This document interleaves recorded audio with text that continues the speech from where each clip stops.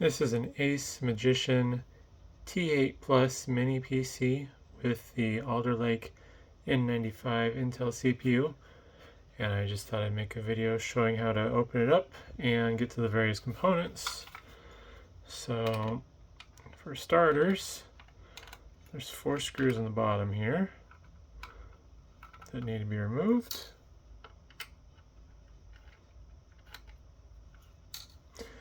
Ideally, you're using a #1 Phillips screwdriver with these bottom screws. From there, this bottom cover comes off. There's a little bit of like a lip there that keeps it in place. So, gotta get under it. Grab my smudger. Gap's not big enough. There we go. And you lift it up.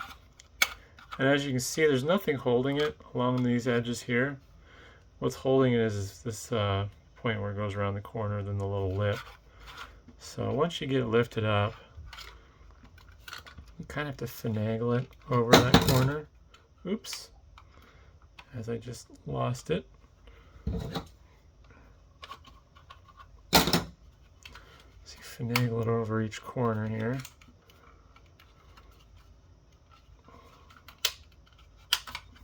Or you rotate it off like that, that works as well. And now you're to the next layer of the shell. So there's 4 more screws you gotta remove. And same deal, #1 Phillips. But you need a nice long and skinny shaft to get down in there. And there's 2 different screws for the bottom covers. So you wanna make sure you keep track of which ones are which, because the outer screws are shorter than the inner screws, and the outer screws have a bevel on the head. Once you get the next set of 4 screws out, this little plastic cover just comes out and the motherboard's basically loose. From here you can get to your CPU with these 3 screws repasted or whatnot. The board is basically loose at this point, but you want to be careful because there are wireless antennas in the CMOS battery connector you're contending with. The M.2 slot on top can support NVMe or SATA M.2 2242 SSDs, and it's stacked on top of the wireless card. So you can remove your SSD like so. Pretty normal. If you get an adapter, you could use a 2230 drive in there as well. It's just you need something to span that gap.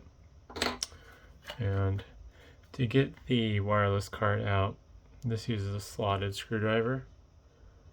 And if I get to focus. Yeah, so you just need a nice wide flathead screwdriver to unscrew that, and then that'll release the wireless card. Now, with that screw, it may come out with the solid state drive like it did in my case before making this video. So when I unscrewed it, it took everything out all at once.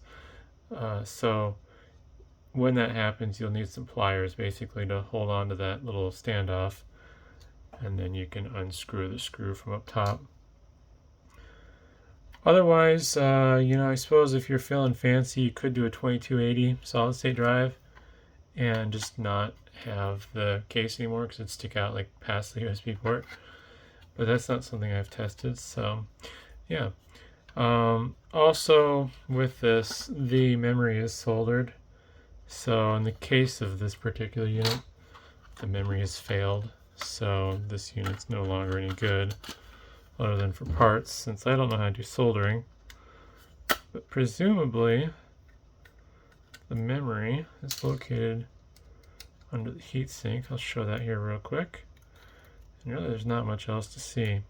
So really, quite the shame that the memory's gone bad, because it's a neat little PC. I don't know how good the brand is, but with how small it is and the fact that it has dual network ports, this would make one hell of a little router. Alright, so looks like the fan and the heatsink are 2 separate pieces.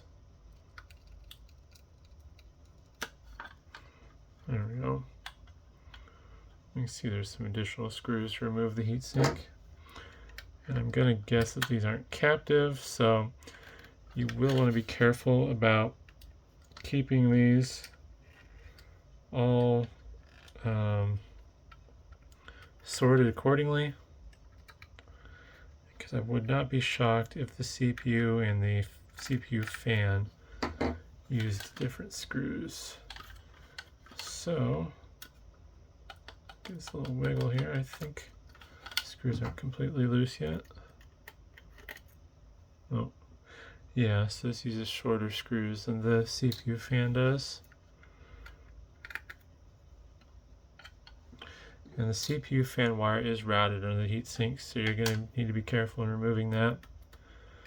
I'm just letting it dangle like it is right now because there's enough slack to not damage anything. But there's the CPU with its really questionable pastework there. And let's see here. Oh, alright, not where I thought it'd be. Looks like that's the memory chip, just a single die. I believe that's a Samsung chip. But yeah, hopefully that's helpful, and thanks for watching.